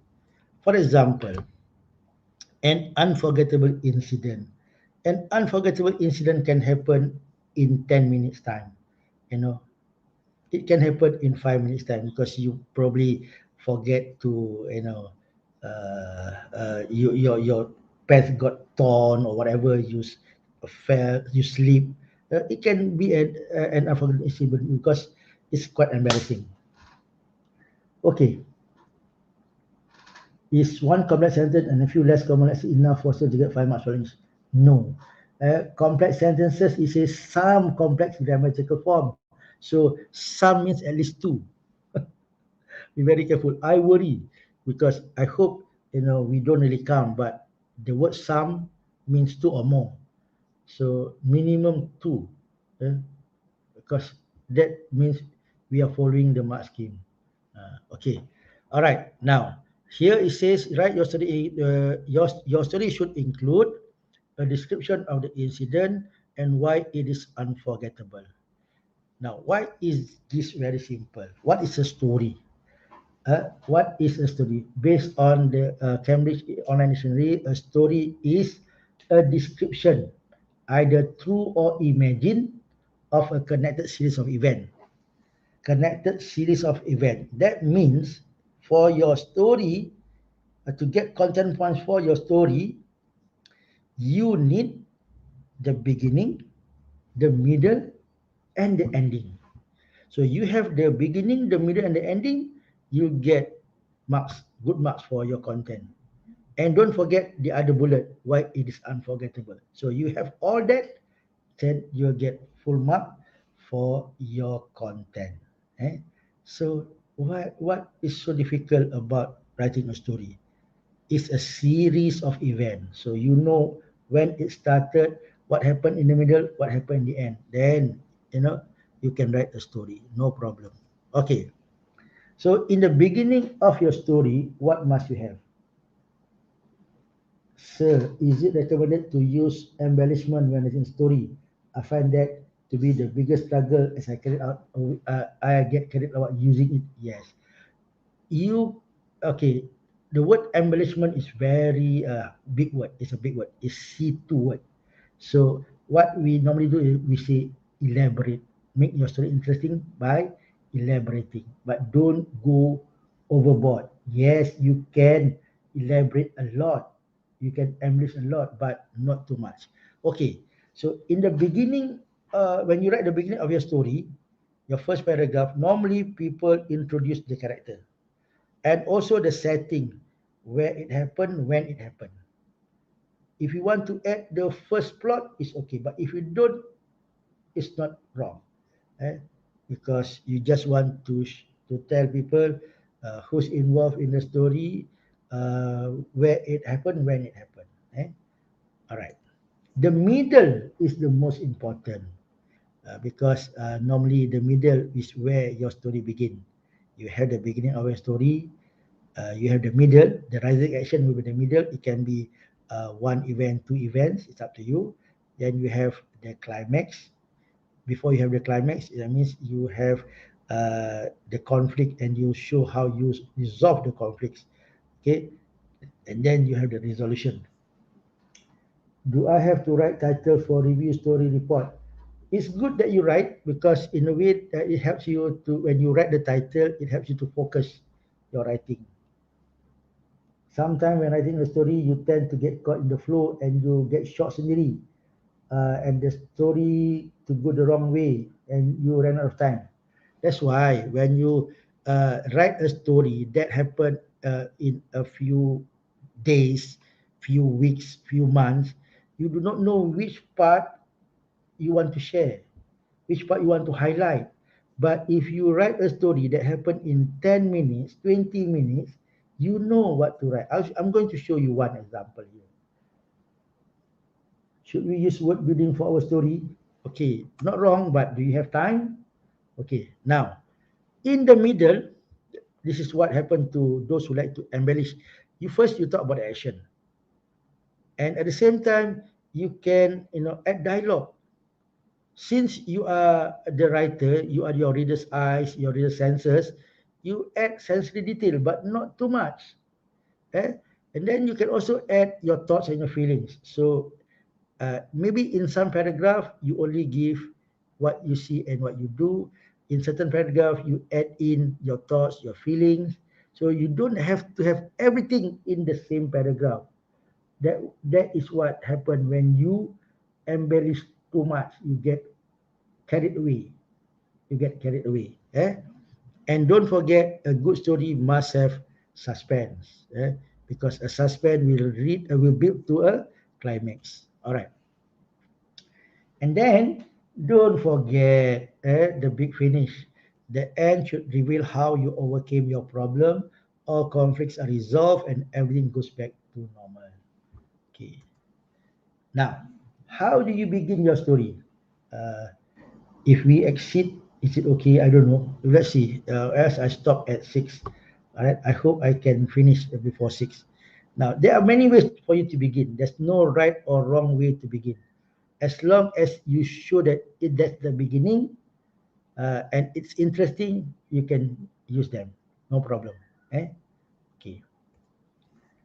Now, the best thing when you write stories, because you have events. So when you have sequence of events, you will be using time phrases. When you use time phrases, that means you're using cohesive devices. You're using cohesive devices, right? So please learn some cohesive devices. Eh? Uh, like then, after that, as soon as, 10 minutes later, a moment later, sometime later. So use these question devices. Okay. Can I put dialogue in my story? Yes, no problem. But make sure it's relevant and you're highlighting something. Okay. Don't forget to create suspense. And how do you create suspense? And why must you create suspense? And a good story must have suspense, because the main purpose for you writing a story is to entertain your reader, and the way to you for you to entertain your reader is to create suspense. That's why we love watching Fast and Furious. We can't wait for the next installment. Okay. All right. So how to create suspense? Don't only use the normal one, suddenly, tiba-tiba. You can use all of a sudden, out of the blue, without warning, just as expected, unexpectedly, right away, out of nowhere, and so on. Okay. uh, Here, when you write stories, like somebody says, can you add dialogue? The answer is yes, because sometimes your character might want to say something important. So when you do that, you will use direct speech, but make sure you know how to use direct speech. If there's more than one people speaking, don't say he said, I said, she said, I said. Oh, that would be boring, boring, boring. So you can say, he asked. That's the function of the dialogue. He said is not one way. How did he say it? Shouted, yelled, roared, and so on. Okay. And don't forget to finish your story. Okay, to finish your story. Now, how do you finish your story? What what word or phrase signal that you're ending your story? So you have your question devices like in the end, finally, when it was all over, eventually, luckily, and so on. Okay. Now, the best thing about writing stories is you'll be using most of the time past tense, past tense. Okay, but please, past tense, we have simple past, we have past continuous, we have past perfect. If possible, use all three. Don't only use the simple past all the time. Okay, like I said earlier, if you use all simple past all the time, that means you have no variety in your sentence structure. You don't show that you have flexibility in your tenses and so on. Okay, but if you can't, what to do? You probably be writing like, I woke up, I got out of bed, I went to the kitchen, I made some coffee. It's not wrong, but it's not good enough for a story. So you will not get maybe a good marks for language, but you can still get all your marks for content. You can still get all your marks for organization. So for every student, story writing is quite good. Can the story be more gritty or graphic? It's up to you. It's your ability. If you can explain, very good explanation using very good vocabulary within 40 minutes, why not? We like to read that. Okay. Now, in 3 minutes, let's look at one sample for storytelling. All right. So, uh, how to get full marks if I want to write review? Okay, same thing. If you want to write review, that means you will be giving your opinion. So we'll see that your review is based on your opinion. So what aspect are you talking about? So if you are talking about the ambience, so do you have the necessary vocabulary to talk about the ambience? If you are talking about the location, do you have the necessary vocabulary to talk about the location? To me, if you have good vocabulary, it's good for you to choose review. But if you don't, I discourage you from writing review. Sometimes students they think they know how to write, but they don't. Okay. Now, if you use this method, the TAD method for planning a story, you see that, I use transition action detail method. So it happened after class, what I want to do, I want to eat pizza, and then I add details. This is only a plan. And then finally, it was my turn to order, and then detail earlier as I was like queuing up, I saw the last piece of pizza, I got so excited, and so on. Eh? Okay, quickly. So you see, the best thing about story is you will have question devices throughout your essay. You have the beginning, you have the middle, you have the ending. So content-wise will be there. Organization, no problem. When you elaborate, and you can use uh, complex sentences and so on. If you get the highest mark for review, should you continue to do review or move to stories? It's up to you. What you are good at. If you have done it, for example, you have done it in class, it came out. It's an advantage to you. But if the review that came out that you are not familiar with, you don't have the vocabulary, you have no idea what to say, why should you choose the review? So selection of a question, it all depends on what comes out on the third. You read all the option and ask yourself, which one can I write the best? Which one which I have the vocab to help me write a good essay? Which one will help me to elaborate and make it interesting? Then if you answer, okay, this one, go ahead. I have, I cannot say that, article and story will be the easiest. No, it depends on who you are. Mm. If you have good vocabulary, you have good sentence structure, and you have done a few review and you are good at it because the review is something that you like, why not? Hmm. Correct. Dean says as long as you know what you're doing. Between article study, which one do I prefer? I cannot prefer anyone. I must teach both because one will come out. Which one I don't know. Both might come out. Also I don't know. Like I said, 3 out of 4 will come out. So if you only focus on one genre, you'll be in big trouble. Okay.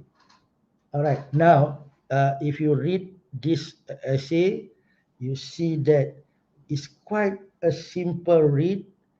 You have all the content points you need. That means you have the beginning, you have the middle, you have the ending. You have all the element that we need for other aspect like question devices, less common lexis, the complex structure, eh, the elaboration. That means the ideas are well organized, well clearly stated. When you read this, oh, I can see what's happening. So this candidate, eh, by using only 250 words, deserve a full mark of 5555. How many paragraphs should a story have? It's up to you. You know, I can write a 5 paragraph story, but can you? Like I said earlier, if you choose a story that happened over a few days or months, years, you have problems selecting which event you want to highlight. But if you choose a story that happened maybe within 10 minutes, 30 minutes, it will be easier. All right.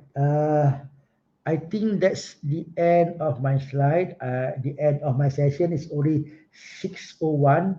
Thank you for those watching. There were at one time almost 700 people on our YouTube channel. Thank you.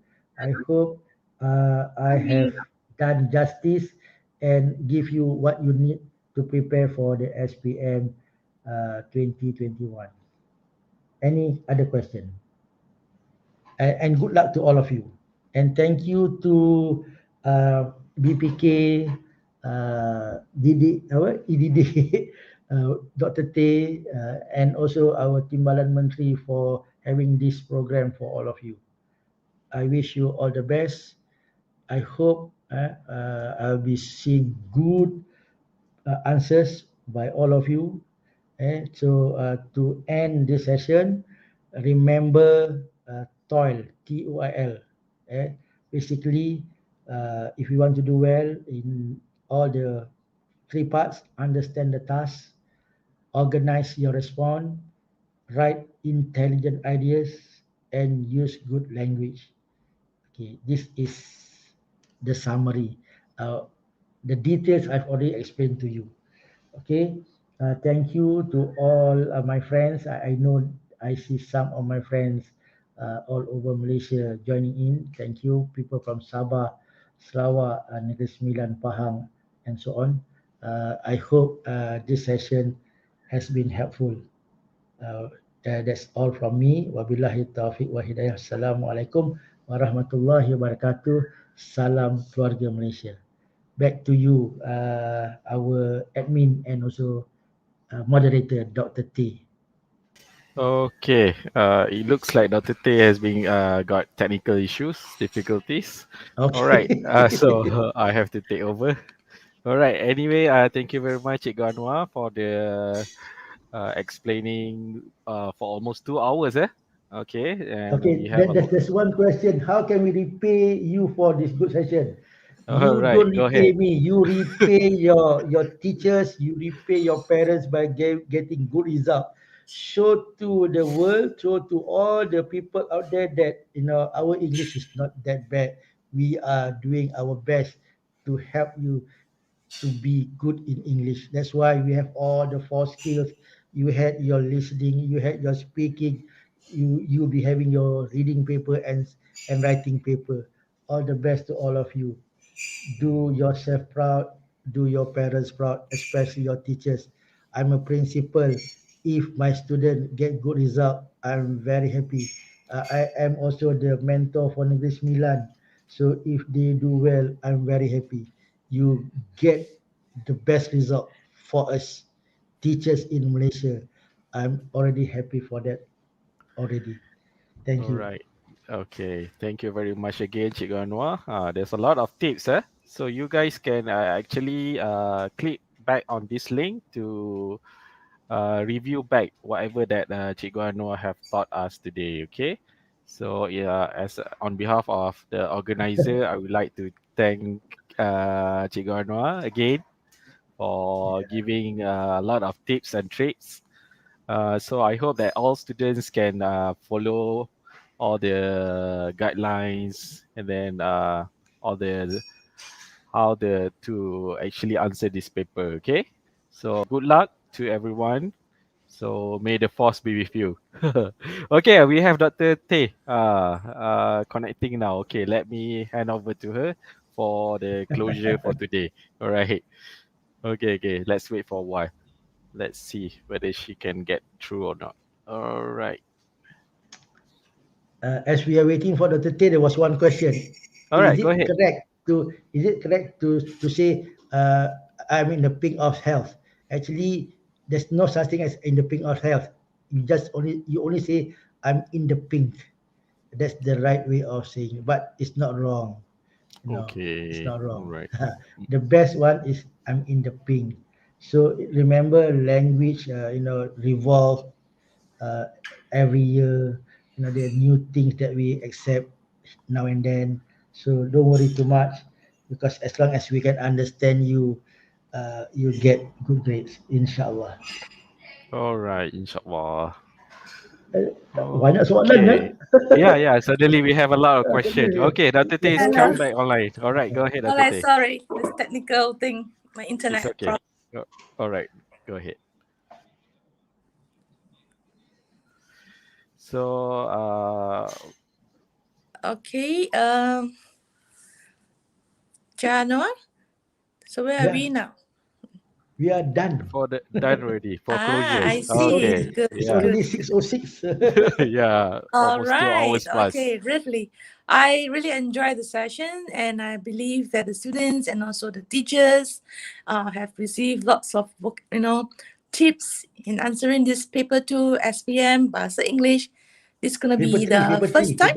paper three. It's paper three. Paper 2. This paper three. This Paper is two, paper. paper two. Sorry. Paper Yes, two. paper 2. Yeah. Yeah. So writing. So thank you so much, Janoa, and also Cikgu Aman. Thank you for staying with us for 2 hours, teachers and students and the audience. So thank you so much, and goodbye. Wish you all the best. Okay, Bye. goodbye. Thank you. Wave. Yeah. Yeah, done Everyone wave. already. Okay, okay. I'm gonna. Okay, we're All going to right. end the session. Okay, bye bye. Okay. Thank Thank you, you. everyone.